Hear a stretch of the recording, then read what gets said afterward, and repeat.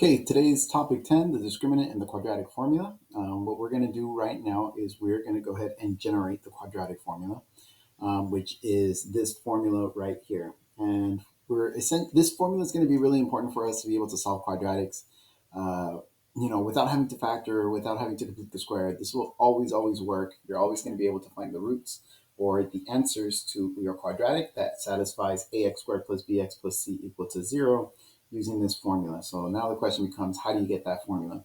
We're going to show you how to get the formula one time, but after that, we're not really going to see it again. But I do want you to see how to do it. So we're going to get this formula by completing the square. I'm going to solve this by completing the square.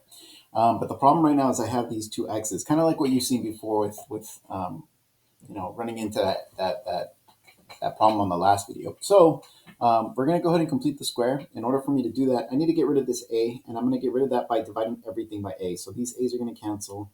These a's, unfortunately, are not going to cancel. These a's are not going to cancel. And this one, 0 divided by a, is still going to be 0.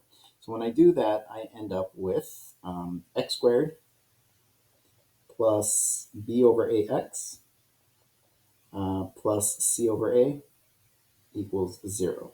And again, all I did was I divided that original equation by a all the way through. Okay, now that I have that, I'm going to get rid of this plus c over a because I have all my x's on the left, but I need to get this other stuff and move it over to the right. So I end up with x squared plus b over a x is equal to negative c over a. And again, all I did was I subtracted c over a on each side. And now I'm going to go ahead and complete the square. Completing the square, remember we have those three steps. I have the yellow step, the pink step, and the green step.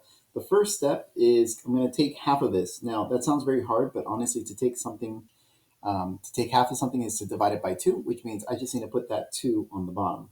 So that b over a, I'm going to take half of it, and in doing so, I get b over 2a. This is my yellow step. Once I'm done with the yellow step, I need to take that new number and I need to square it. So I'm going to get b over 2a, and I'm going to square it. Again, that sounds hard, but it's not, because really that just means b times b, which means I'm going to get a b squared on the top. I'm going to get 2 times 2, which is a 4, and then an a times a, which is an a squared. So on the bottom, I get a 4 and an a squared. That is my pink step. And now I'm moving on to my green step, which is to add that new value to both sides of the equation. So I get x squared plus b over a x plus b squared over 4a squared equals b squared over 4a squared minus c over a. And that was my green step. Once I am done adding in this piece, then I should be able to complete the square here. Again, something that sounds very difficult, but it's not, because I know that this is just x times x. So over here, I'm going to write an x in a parentheses and a squared. Over here, how did I get that green thing? Well, remember, I got this one by a b times b, so that means I have a b on the top. On the bottom, I got it with a 2 times 2 to get that 4, so I need a 2 on the bottom. And I got that a squared by going a times a, so I need an a on the bottom. And since the middle term is positive, I need that plus. Okay, this is the step that might be a little bit weird. I'm going to try to put these under the same fraction, but unfortunately I can't combine these fractions because this denominator is 4a squared and this denominator is a. So I need to get a common denominator between these two, which means this one needs a 4. And on top of that 4, it also needs another a. That way, when I multiply the a times a, I get the a squared. So I need a 4 and an a. So I'm going to go ahead and multiply top and bottom by a 4 and an a and a 4 and an a. Now, if you notice here, I have 4. A times a is a squared. This is 4a squared, which looks just like this. So now I can put these fractions together. This top is going to give me a b squared minus, and instead of c4a, I'm going to call it 4ac. Okay, so this is going to be b squared. Oops, let's go ahead and change that color. Sorry. This is going to be b squared minus 4ac. Remember, I can combine these because now they do have the same denominator. All right, that takes care of that step. The next step is to go ahead and start solving for x. I can do that because I had that squared there. So I'm going to go ahead and take the square root to get rid of the square. I'm going to square root the left. I'm going to square root the right, but when I do that, I need a plus or minus over here. These are going to cancel. I get x plus b over 2a equals. Now on this top part, I have the square root of all of this. It's a fraction, so I'm going to look at the top. I have no idea what the square root of b squared minus 4ac is. I mean, it's something. But I do know the square root of the bottom because I know the square root of 4, that's just 2, and I know the square root of a squared, that's just a. So on the bottom, I can't take the square root of it. So on the top, I have no idea what it is. I'm going to write square root of b squared minus 4ac. Don't forget the plus or minus. On the bottom, I am going to take the square root. That's why the square root is gone. Square root of 4 is just 2, and the square root of a squared is just a. Okay, we are almost done. Remember, we were trying to solve for x. And right now I have that plus b over 2a. So I'm going to go ahead and solve for it by subtracting b over 2a on each side. So I get x equals minus b over 2a plus or minus the square root of b squared minus 4ac all over 2a. And if you notice, they have the same denominator now. So that means I can put those two fractions together. And my final answer is going to be x equals negative b plus or minus the square root of b squared minus 4ac all over 2a, which is exactly the formula that I was trying to generate. That means in order for me to find my answers to this problem right here, all I need to do is use this formula right here, which means I need to substitute my A's, I need to substitute my B's, and I need to substitute my C's, and then just literally plug and chug and try to get your answer that way. So when given a quadratic in the form of ax squared plus bx plus c is equal to 0, you can determine the solutions of the equation by using the formula, the one that we just generated, okay? Now in that formula, I have that part in red. That part in red, that b squared minus 4ac, that part is called the discriminant. I'm going to go ahead and highlight it. The discriminant is just the b squared minus 4ac. For this video, our focus is going to be just that part. Tomorrow's video, we're going to go ahead and use the entire formula, but for today, we're just going to focus on the b squared minus 4ac, which is called the discriminant. We're going to see why that's important, okay? So when you're doing that, there are 3 different cases that you might run into. And so we'll see what this discriminant is. By the way, anywhere I see the word discriminant, I'm going to go ahead and highlight it in green because I want it to stand out. So case number 1, maybe your discriminant is positive. Now, in order for me to do this, I'm just going to focus on the discriminant for now, and then later on I'm going to add on a little bit, but you'll see what I mean by right now. So in order for me to do this, I need to go ahead and establish what my variables are. So my constants are, I should say. So I got 3x squared plus 21x plus 30. I know because this is ax squared plus bx plus c, this one must be my a, this one must be my a, this one must be my b, and this one must be my c. I'm going to go ahead and write those values right now. I know that a must be 3, b must be 21, and c must be 30. Now I'm going to go ahead and use this to find the discriminant. Remember, the discriminant is b squared minus 4ac. So here we go. Discriminant is b squared minus 4ac. This is my discriminant. I'm going to go ahead and highlight it. If I plug in my numbers for b squared, that would be 21 squared, because I know my b is 21 from here. 21 squared minus 4 is just a 4. My a is 3, and my c is 30. So I'm going to go ahead and start plugging in these values and see what I get. 21 squared, that's 21 times 21, and I need a calculator for that. So excuse me for 1 second while I go ahead and calculate this number.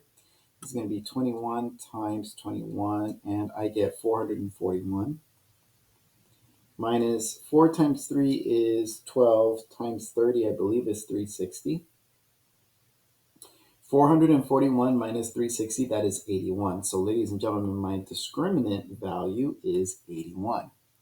Now, I know my discriminant is 81, and so what, right? Like, what does that mean that the squared discriminant is 81? Well, I'm going to go ahead and bring back a little bit more in the formula so you can see exactly what this means. You see this part right here? I'm going to go ahead and bring this in.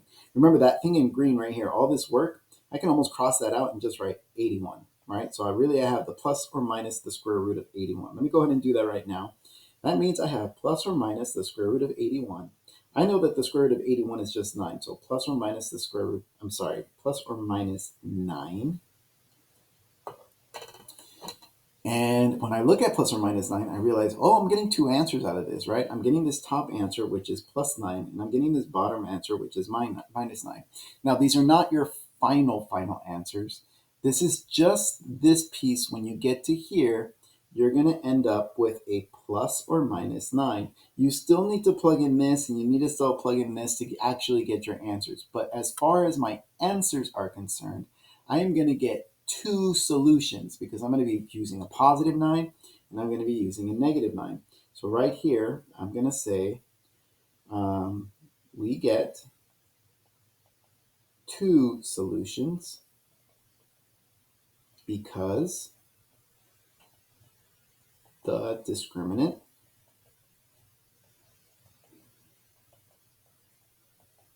is positive. So because the discriminant was positive, we were able to get two of these solutions. Now, it wouldn't really matter if it would have said something like this, plus or minus square root of 5. If you plug that in your calculator, in fact, let me do that right now. Square root of 5, enter. Even though I don't know the answer, it's a decimal, right? It's like 2.236, blah, blah, blah, blah, blah, blah. It doesn't matter. You're still going to get two different answers because you're getting two different decimals. You're getting a positive 2.236 and a negative 2.236. So even if you're not able to take the square root like cleanly, you're still going to generate two different answers. All right, let's look at the next one. It says the discriminant is negative. So what happens here? All right, well, let's take a look. First thing I'm going to do is I'm going to generate my numbers. I know my a is equal to 1 because there's an imaginary 1 in front of that x squared. I also know that my b is 3 and that my c is 15. All right, now that I have that, I'm going to go ahead and use that to find the discriminant. Remember that the formula for the discriminant is b squared minus 4ac. I'm going to go ahead and highlight that. And now I'm going to go ahead and plug these numbers in. So what do I have? I have 3 squared minus 4 times 1 times 15. All right, 3 squared, that's 9, minus 4 times 15, that's 60. 9 minus 60 is negative 51. So my discriminant is negative 51.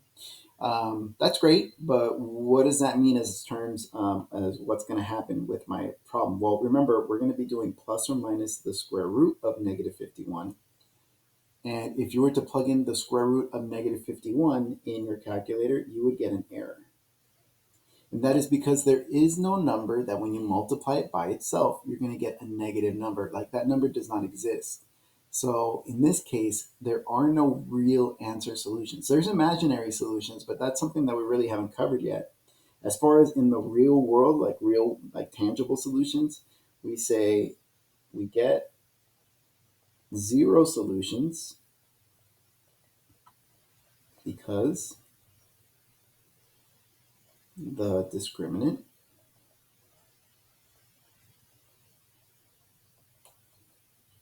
is negative.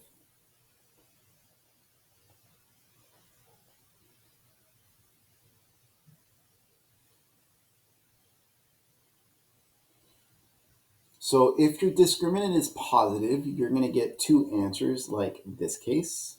If your discriminant is negative, you get 0 answers as in this case. And then there's one more case we have to consider, and that's if the discriminant is 0. So let's show you what that looks like. Same process as before. I got a is equal to 1, b is equal to negative 6, and c is equal to 9. I know I can get my discriminant by going b squared minus 4ac. That's my discriminant. I'm going to go ahead and highlight that right there. I'm going to go ahead and plug in my values. So I get, let's see, b squared, that's going to be negative 6 squared minus 4 times 1 times 9. That's going to give me a 36 minus a 36, which is 0. So my discriminant is 0. What am I going to do with that discriminant? Well, I know I'm going to plug it in part of the formula. That's going to be plus or minus the square root of 0.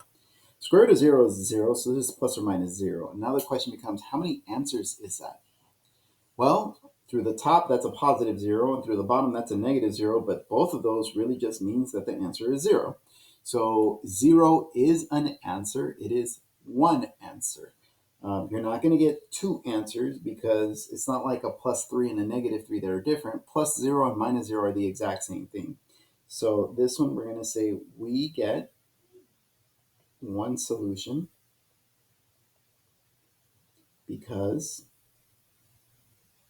the discriminant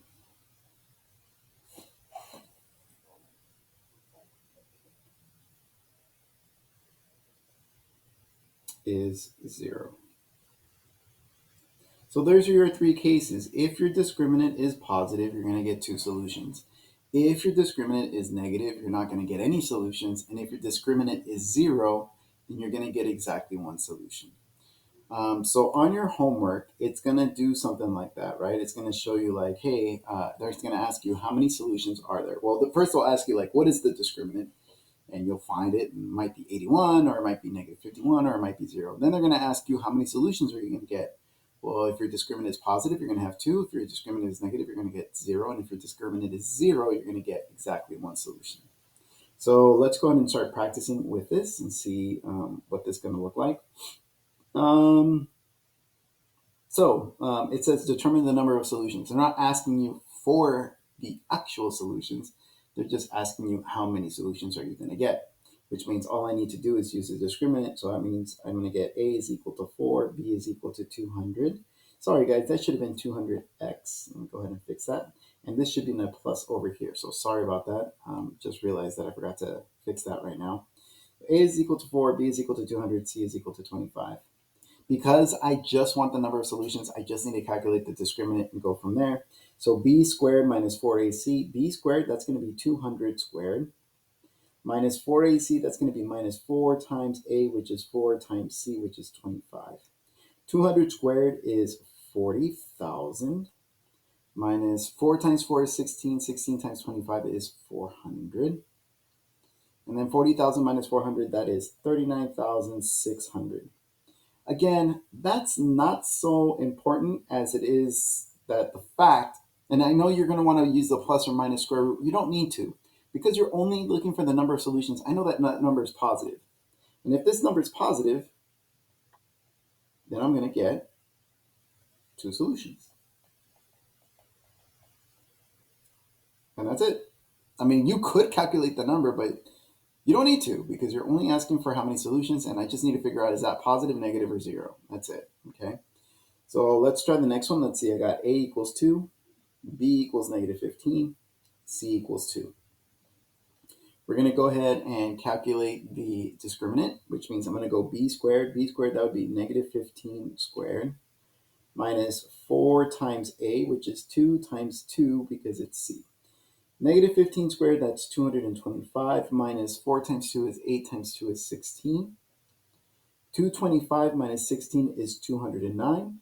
Again, that's not so interesting. What is interesting about that 209 is that it's positive. And because your discriminant is positive, so you're going to get two solutions. I should say I get two real solutions, okay? Again, we're not worried about the imaginary solutions. Again, guys, sorry, I just realized I need an equal 0 here. Okay, last one. I'm going to go ahead and solve that last one and see what I get. My A is equal to 1, my B is equal to 4, and my C is equal to 11. I'm going to go ahead and start using my discriminant, which means I'm going to go b squared. B squared, that's going to be a 4 squared minus 4 times AC. A is 1, C is 11. 4 squared is 16 minus 44. 16 minus 44, I don't know what that is. Well, let me hear it go. 16 minus 44 is -28. But again, I honestly normally wouldn't even calculate it that far. I would just say like it's negative something. And if it's negative something, then I know I'm not going to get any real solutions.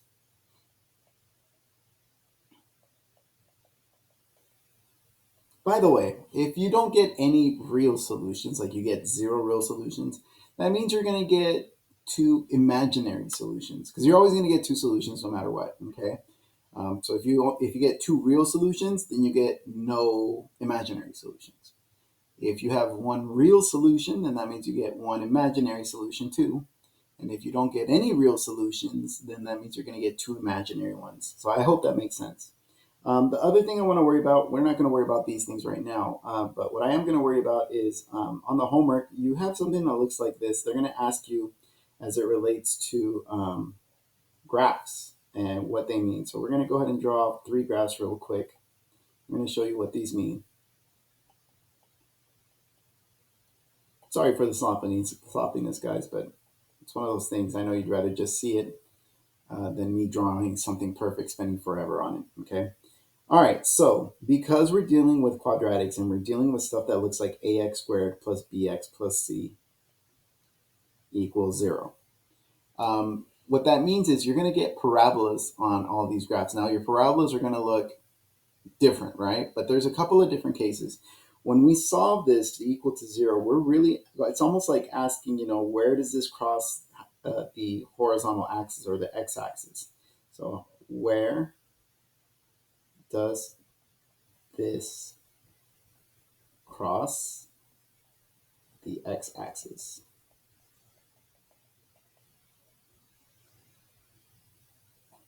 But if I'm looking for a number of solutions, then that's just like, okay, well, how many times does it cross the x-axis? So you might get something that looks like this, right? Because again, all these are quadratic, so they're going to look like parabolas. So where does it cross the x-axis? How many times does it cross the x-axis? Well, in this case, it crossed here and then crossed here. So if they're asking for the solutions, you would actually look for the x values. If they're asking you for how many solutions, well, there's only 2 solutions, and it happened at those 2 dots. This is where it's crossed the 2 axes. So in this case, you get 2 solutions. And if it gets 2 solutions, then what does that tell you about the discriminant? Well, it tells you that your discriminant must have been a positive number, because that's how you know you get 2 solutions. You might also get something that looks like this. And in this case, I'm going to ask myself, where did it cross the x-axis? It didn't, right? It doesn't cross the x-axis. So in this case, there are 0 solutions. And if you got 0 solutions, then what does that say about your discriminant?